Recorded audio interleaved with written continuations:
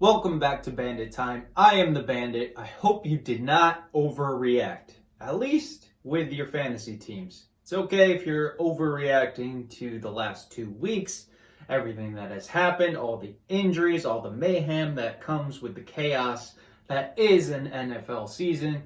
But I hope you didn't pull a move like my grandma did in our family league when she decided to drop Jonathan Taylor after week one for Roschon Johnson. Now, we do have an injured reserve spot, and Jonathan Taylor, as you may know, you probably know, is on PUP.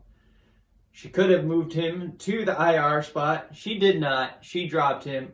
Chaos ensued in the league chat.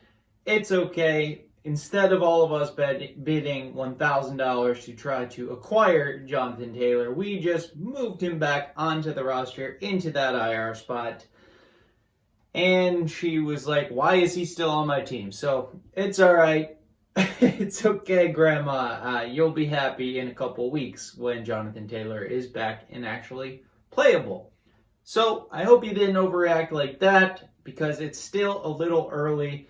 The fantasy world, the fantasy analysts out there, they are trying to decipher the past 2 weeks, everything that has happened, drawing conclusions. When it's too early for that. It really is. I mean, just want to say that, like, if you start out 0-2, 0-3, 0-4, you can still make the playoffs. You can probably still make the playoffs at 0-5. It's just going to be a little bit tougher. It's just 0-4. It's really not that big of a deal. You're not going to get fired. This isn't the actual NFL. You can still make the playoffs because, just as a reminder, you just have to finish 6th in your league to make the playoffs. In most leagues, maybe you have to just finish 4th if it's a 10-person league or an 8-person league, something like that. But remember, you just have to finish in 6th to get into the tournament. You don't really need that home field bye. I mean, who really wants a bye anyways? It's boring. You want to play fantasy every week. I mean, sure, it's nice to advance and get to the semis of your fantasy playoffs. And we're always thinking about the playoffs here, but part of that is just, let's take a step back and remember that it's only been 2 weeks. You just got to finish 6th. And we don't know enough yet to really go crazy. We can react and try to get proactive, but, right now there's the sleeper. If you're using Sleeper, if you're using ESPN, if you're using Yahoo, typically what you're going to see is red and green highlighted of the abbreviation of the NFL team. So say like Detroit is green versus the tight ends. So they have Kyle Pitts this week. CJ Gardner-Johnson, he is maybe out for the season. The safety that the Detroit Lions brought in. Kyle Pitts looks like a good play against the Detroit Lions because, they have been weak against the tight ends thus far. But it's Arthur Smith. It's the Atlanta Falcons. Arthur Smith is a puppeteer. He's not letting Desmond Ridder act like an actual quarterback. He's just hearing what Arthur wants him to do and executing it as soon as possible. So, there are situations here where people are trying to draw conclusions or, just if somebody in your league isn't actually taking in all this fantasy intel all the time, but they're just simply looking at the projections and they're looking at who's a good matchup, who's a bad matchup. For example, Jerome Ford this week, he's a big pickup. He was probably the big pickup on waivers with the Nick Chubb injury. He's going up against the Tennessee Titans, who have the #1 rush defense. They have been known as a pass funnel, which encourages teams to pass against them. However, it's just because the rush defense has been very good. It's just, they haven't necessarily played a team yet with a fearsome rushing attack.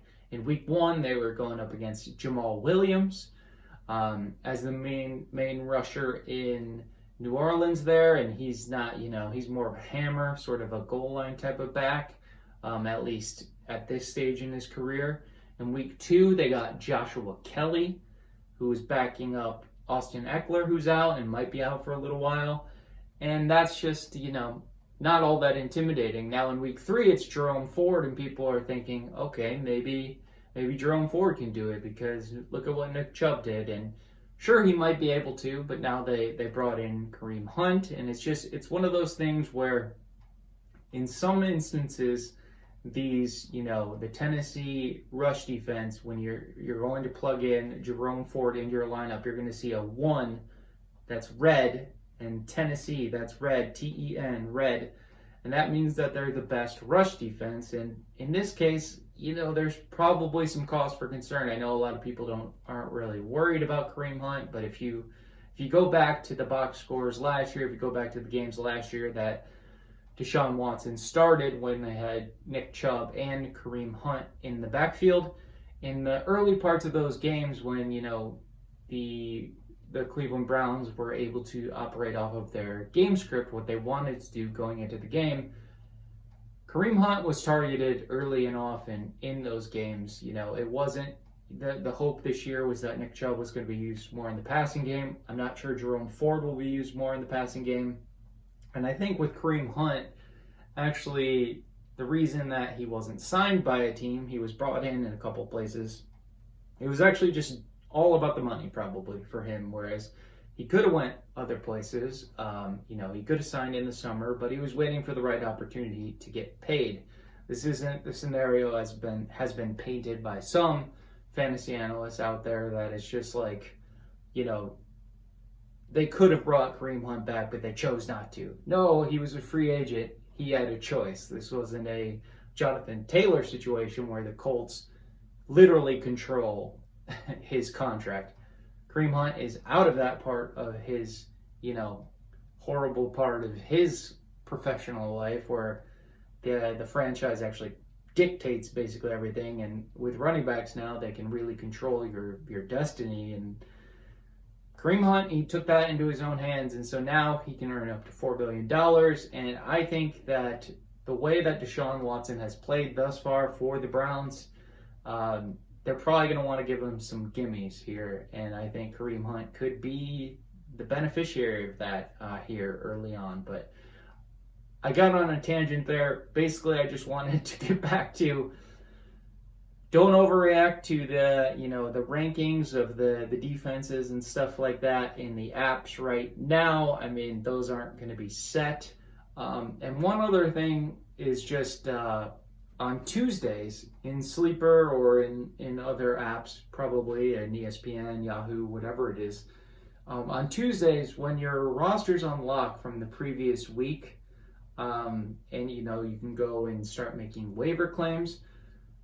What you can do there is, and this is especially crucial in dynasty leagues as well, it's just, what you can do is you're going to want to sort of, on Tuesday mornings or, Tuesday afternoon, whenever you can really get to it, the sooner the better, usually, you're going to want to set up your lineup for that week. It doesn't have to be set in stone, but basically, there are going to be players that were ruled out, maybe with a concussion, or maybe, they were kind of a healthy scratch or something, and maybe you were able to put them on an IR in your league, but they're going to quickly be, upgraded to questionable or healthy or something like that, and then you're going to get a red bar on the top of your Sleeper app that says you have players that are no longer eligible to be put on IR, please activate them. And what you can do is you can just ignore that. You can ignore that. You're not going to be able to reset your starting lineup, so if you do have somebody that you want to play that's in like a Thursday night game, get them into a starting slot, the quarterback, running back, wide receiver, tight end, not the flex. Get them into the starting spot on Tuesday, just so you can have that flexibility, because you can still make trades, you can still make waiver additions. You're just not going to be able to edit your starting lineup until, say, Friday, Saturday, Sunday-ish, when you really have to. And if you can just ignore that blinking red light, it's not blinking, but in your mind you might just be like, I just want to get rid of this, and it's one of those things where you can take advantage of the settings of the platform, and just you're not going to have to drop those guys off of IR, or you're not going to have to make to reactivate. So say in a dynasty league, I put Kenneth Gainwell onto my IR last week. early on Tuesday, maybe after practice, or maybe it was on Wednesday, he got upgraded to questionable again, and it said like I have an ineligible spot, and if I wanted to just impatiently activate Kenneth Gainwell to my bench, I could have done that. But then I would have had to drop, one of the guys that I picked up when I was able to move Kenneth Gainwell to IR last week. So rather than do that, and the chaos of the NFL season, there's probably going to be guys who are going to be ruled out by the end of the week, by Friday or by Saturday, or an hour and a half before game time when inactives come out. So you can just kind of get ahead of that. If on Tuesdays, if one of the first things you do, say you check your app, or if it's on Sleeper, there's going to be that weekly report that comes in around noon Eastern, 9 Pacific, something like that, depending on your league. Just go ahead and make sure your starting lineup is kind of where you would like it to be heading into the next week, and then you can kind of get around and cheat the system a little bit. And as a bandit, you got to take advantage. You got to cheat the system sometimes. So, all right, that is what I wanted to get to get that stuff out of the way. Wanted to talk about those things, being proactive, and identifying trends. Again, this is just going back to what I said about if you start 0-4, that's okay. You're just trying to finish sixth, and I mentioned in a recent show that the first 6 weeks are crucial. They're really, really important. And one of the things that I published this week on the website, bandit.football, and if you want to go to the website, you're gonna have to put in the HTTPS, ://bandit.football. I mean, the .football, the vanity URL, it might not cooperate if you just put in bandit.football without the www, without the HTTPS, because it's new. Google doesn't know. I mean, I bought it through the Google domains, so it should know, but whatever. Anyways, not relevant. I published a piece called The Next Wide Receiver 1, where I was looking at trends going back the past 5 years, and what I found was that wide receivers that were targeted at least 12 times through the first 2 weeks of the season, they finish as a top 12 PPR wide receiver, or they have finished as a top 12 PPR wide receiver 50% of the time. And so through 2 weeks, 10 wide receivers have met that mark. So there's a good chance 5 or 6 of them, if we're going on that top 12, 6 of those guys are going to end the season as top 12 PPR wide receivers. Now, is it going to be Puka Nacua? Has he already scored too many points here in the early going? Has Tyreek Hill already scored too many points? They both met the threshold. Puka sailed past it. He's almost at 36 targets over 2 weeks. He's at 35, just crushing it. But he could have already scored more than a quarter of his season-long points.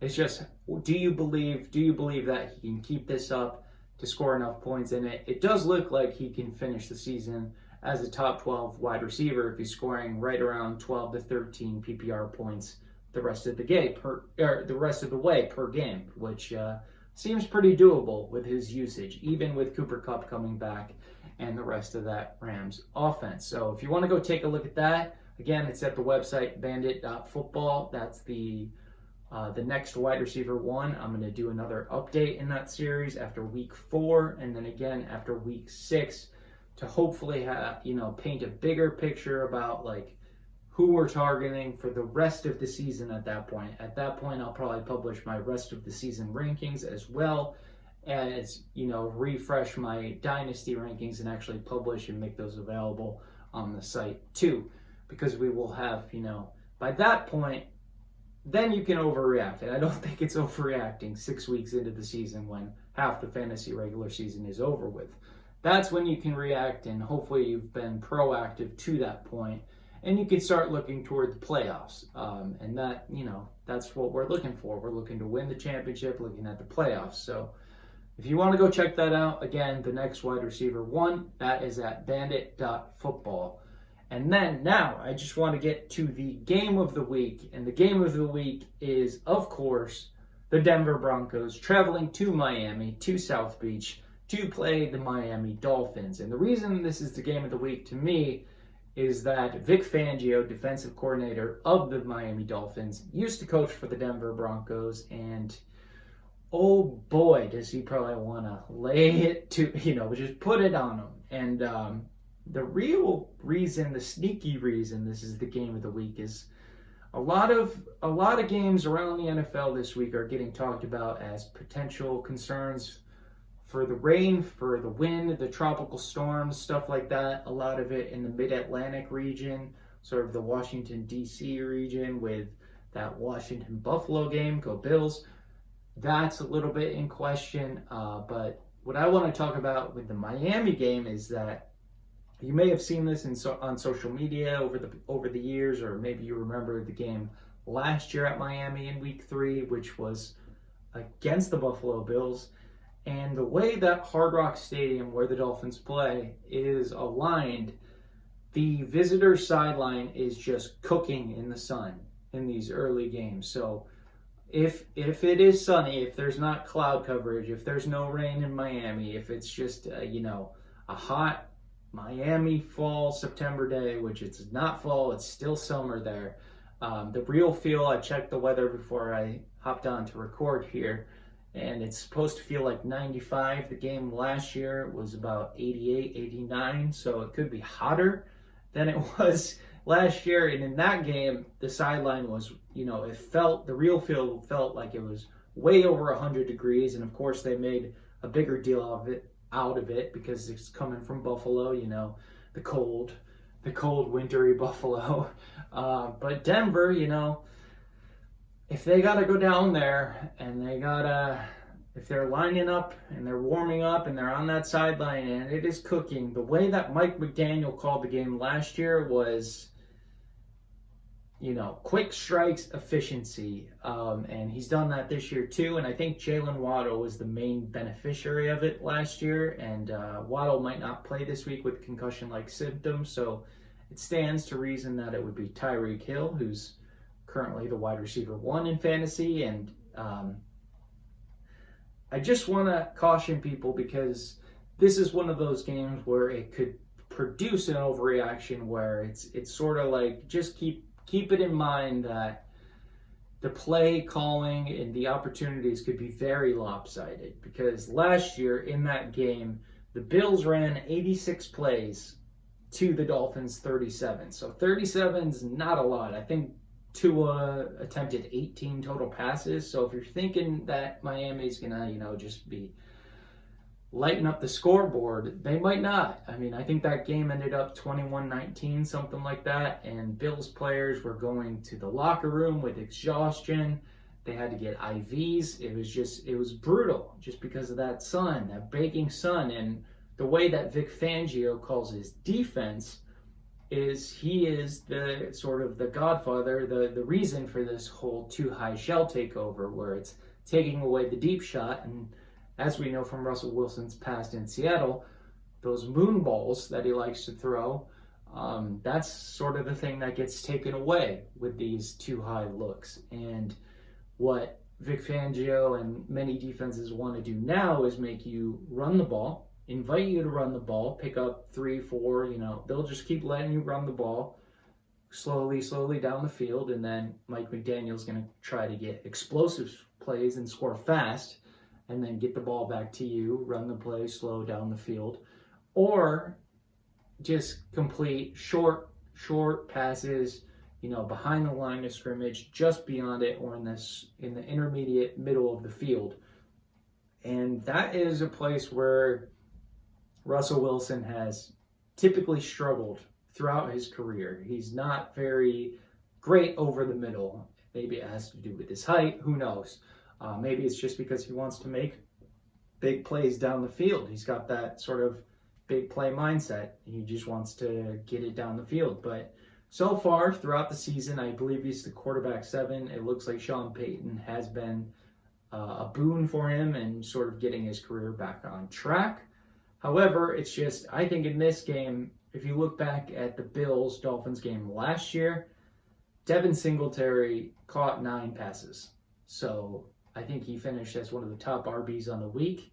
That was just a smash spot for him as far as fantasy is concerned, and I could see that being Samaj P. Ryan this week or Javonte Williams. And I'm going to edit my rankings. I looked at them again before I hopped on, and I had jammed Javonte Williams all the way up to number 5, which was like 20 spots ahead of consensus rankings, and I was like, okay, maybe pump the brakes. But I do think that both Javonte Williams and Samaje P. Ryan are RB2s this week. Just based on what that defense is trying to do, I think they're going to invite the run. And then also, if they're going to run, if it plays out this way with the heat and everything, and McDaniel the menace, he wants to keep those guys out there sweating bullets, getting tired, dinking, dunking down the field and just wearing them down. And then, just striking quickly with his speedy playmakers, then I could see Samaje P. Ryan and Javonte Williams getting enough volume to get there in fantasy. And then hopefully somebody like a Jerry Jeudy, if Russell Wilson is able to hit those sort of shorter, intermediate type of routes, those slants, digs across the middle, if he's able to hit those, hopefully this is the week where Jerry Jeudy kind of emerges as the top target for Denver moving forward versus Cortland Sutton. I mean, Judy's been banged up, he's been hurt, and so he hasn't emerged as the wide receiver 1 just yet. Marvin Mims has looked very good in his limited snaps, but he's played limited snaps. So if they do run 86 plays like the Bills did last year, he could be out there quite a bit, and he's got a lot of juice, and he does like to run those sort of deep moon ball shots that Russell Wilson will still take. It's just the defense is going to be actively trying to limit or prevent those on most downs. So that's the game of the week. We'll see how it goes. I hope it's not too hot. I hope it actually does rain. I hope it's cloudy, just because I think that would be a better offensive environment for everybody versus just, that very lopsided affair where it's just like, oh my God, they're really just trying to make these guys crumble in the heat. And Mike McDaniel, a Yale guy, wouldn't put it past him. Would not put it past him to just take advantage there and really, try to make the Broncos suffer a bit. And Vic Fangio, they fired him, he'd probably be all on board. So that's the game of the week. A lot of intrigue there. And then looking forward here, looking, to the next show and to the next pieces that I'm kind of working on, I do want to talk about running backs in general because, another year, another handful of the top running backs are hurt. I think Austin Eckler was the RB2 drafted. He's out. Last I checked, Brandon Staley said maybe a couple more weeks. Jonathan Taylor, he's on the PUP list. That's a contract dispute, something like that. Aaron Jones, he was really good in week 1, then he was hurt. Nick Chubb, horrific injury, out for the season. Saquon Barkley, high ankle sprain, so on and so forth. And so this year we did see way more wide receivers drafted in the first round, and I think we will start to see that continue, but it's never going to go like the full 0 RB, bro, because 0 RB is just a bad name. I mean, it doesn't translate. Like most things that, run away, most things, communication-wise, it's just if they get labeled with a bad name, 0 RB, it's just one of those things where people are going to be like, what do you mean 0 RB? I need to start 2 of them. And then there's the RB dead zone. So it's just like, if it was labeled as mid-round RB, sort of like the late round RB or late round quarterback, that's very easy, very appropriately named, whereas 0 RB is kind of catchy, more of a marketing term that isn't the best communication. It's just people latch on to it, it gets popular, and that's what sticks. If it was more middle round running back, something like that, I'm just rambling here. All I'm saying is I do think from a dynasty perspective, as we're looking to the next year, I think that in startups, running backs are going to be down bad more than ever. I mean, you probably won't even see, maybe Bijan will be the only one who's taken early, and then maybe rookies or Brees Hall, but it's going to be really, really bad, I think, from a dynasty perspective. And then moving on to next year, redraft, I do think we're going to see much of the same, where it's going to be a lot of wide receivers, maybe more than we saw this year, but it's not going to be just a total abandonment of the running back position, because most leagues you're still going to have to start two, and most people still are going to be like, 0 RB, I need to start him. So anyways, I want to dig into that like I've done with the next wide receiver 1. I'm going to try to find the next RB1 and 2, because, the next RB1, I don't know. It's kind of just, I'm going to look at the numbers, but the early returns are just like, okay, let's just see what we can find here as far as guys that might be able to help us out and get us some points for the remainder of the season, from week 7 on. So that's kind of down the road. I'll try to get that all squared away and good to go by week 6. And hopefully sooner. It's just I want to set the table there, the expectations. And then I think we need to talk about the Justins. Everybody's talking about Justin Fields right now, and deservedly so. I mean, the Bears are an absolute train wreck. But Justin Herbert, really, that's probably... I'm most interested in watching the Denver Broncos at Miami Dolphins game, and then I'm most interested in seeing how the Justins perform this weekend, Fields and Herbert, because need to see Herbert return to that rookie form. We got to get like a 400-yard game. He's got to start proving that he's got that sort of dog in him, where he's gonna get after it, because I'm not sure that he's ever really going to reach that tier, and he's already been paid like that tier, but I don't know. I'm starting to get a little worried that he's just not in that sort of Burrow, Mahomes type tier, maybe not even the Trevor Lawrence type of tier. So I want to watch some of the games. With NFL Plus, I can watch, the condensed replays. I can check out some All 22. I just want to see that this weekend.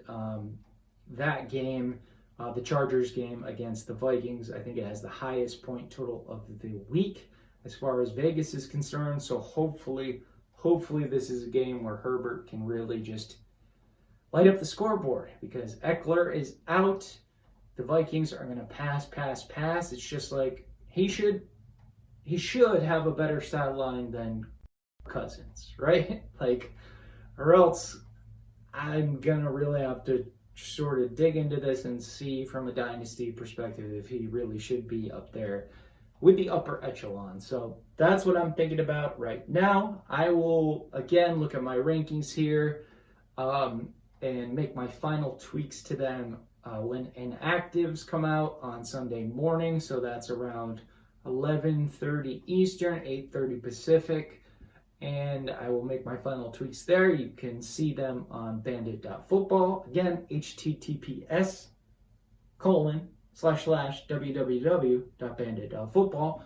Or you can check it out on social media at BanditFella or at FFBandits or at Brad the Cat Dad.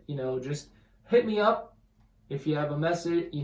Send me a message if you got any rankings questions, anything like that, any feedback. Got some great feedback this week about the next wide receiver 1 post, and so really looking forward to that. I am going to be sharing the spreadsheet that I put together with the subscribers there, so they can take a look at that data, make a copy of it, kind of mess around with it. Hopefully they'll be able to find something else too. Maybe they'll share it with me. If they find a little bit of intel, we can work together, kind of stack up these wins, and let's get to 6th place, all right? 6th place, get in the tournament, and then go from there. Then you can win your championship. So that's all for me this time. Let's go, Buffalo. Go Bills.